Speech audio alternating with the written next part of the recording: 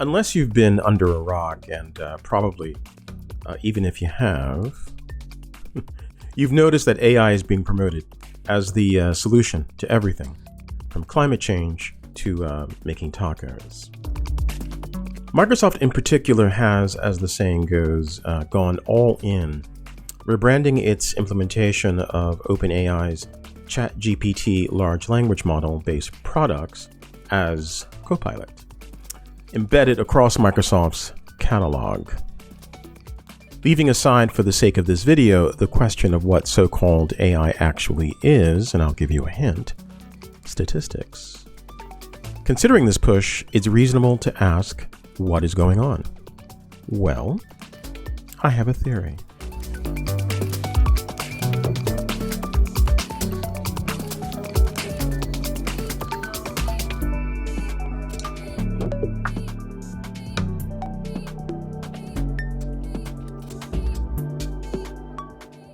Ideology certainly plays a role. That is, the belief of a loud segment of the tech industry that they are building artificial general intelligence, a successor to humanity, genuinely thinking machines. Ideology is an important factor, but I think it's more useful to place technology firms such as Microsoft back within capitalism, within our thinking. This is a way to reject the diversions this sector uses to obscure that fact. And to do this, let's just spend a few minutes talking about Vladimir Lenin's theory of imperialism, as expressed in his essay, Imperialism, the Highest Stage of Capitalism. And I promise this is actually directly related, though, considering how long ago this was written, 1916, 1917, you might not think so. So in January of 2023, I published an essay to my blog titled ChatGPT Super Rentier. The thesis of that essay is that Microsoft's partnership with and investment in OpenAI and the insertion of OpenAI's large language model software, known as ChatGPT, marketing hook, into Microsoft's product catalog was done to create a platform Microsoft would use to make it a kind of super rentier, or in other words, a super landlord of AI systems. Other sub-rentiers, that would be the companies who use Microsoft's platforms to build their own platforms, would build their platforms using Microsoft's as the back end, making it, Microsoft, the super rentier, the landlord of landlords. Now, with this in mind, let's take a look at this visualization of Lenin's concept of imperialism I cooked up. For me, the key element is the relationship between the tendency towards monopoly, which leads to stagnation, because after all, if you have a monopoly, what's the incentive to stay sharp, to stay technologically competitive and in other ways sharp? If you control a market, and the expansion of capitalist activity to other weaker territories to temporarily resolve this stagnation. This, according to Lenin, is the material motive for capitalist imperialism, or as Lenin also phrased it, parasitism.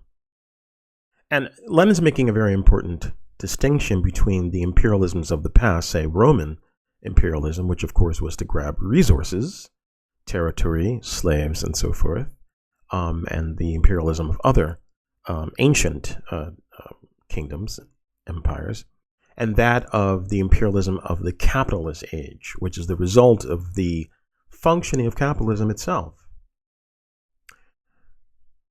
Okay, so now let's apply this theory to Microsoft and its push for AI everywhere. Microsoft, as a software firm, once derived most of its profits from selling products such as SQL Server, Exchange Server, and the Office Suite. This became a near monopoly for Microsoft. I mean, there were efforts to create open source versions of Microsoft's Office Suite, for example, and there are always competing products, but a near monopoly in the sense that the majority of large customers were certainly using Microsoft in significant ways within their information technology kits. So this monopoly, or if you prefer near monopoly, led to a kind of stagnation. After all, how many different ways can you try to derive profit from Microsoft Excel? And to be clear, by stagnation, I don't mean that Microsoft did not make money or even profit from its dominance, but that this dominance no longer supported the growth capitalist demand. And some of you may recall when Apple years ago was punished for making money, but not making as much money as the market demanded. That's an example of what I'm talking about. So the answer for a time for Microsoft was the subscription model of the Microsoft 365 platform, which moved corporations from a model in which products such as Exchange would be hosted in-house in corporate data centers and licensed, to one in which there was a recurring charge for access and guaranteed revenue stream, therefore, for Microsoft. No longer was it possible for a company to buy a copy of a product, such as Excel, and use it even after licensing expired. Now you had to pay up, routinely, to maintain your access to the platform. How very clever. After a time, even this led to a near monopoly. Office 365, or as it's known now, Microsoft 365, dominates the corporate space. And this return to monopoly leads to a return of stagnation as the market for expansion was saturated. Into this situation, enter AI. By inserting AI, chatbots, and image generators into every product and pushing for this to be used by its corporate customers, Microsoft is enacting a form of the imperialist expansion Lenin described. It is a colonization of business process, education, art, filmmaking, science, and more on an unprecedented scale. But of course, what haunts the AI push is the very stagnation it is supposed to remedy. For there is no escape from the stagnation caused by monopoly, only temporary fixes, which merely serve to create the conditions for future decay and conflict. And are we not indeed seeing this with model decay and other examples of the ways in which the initial land rush, or land grab, I should say, of AI has begun to, collapse?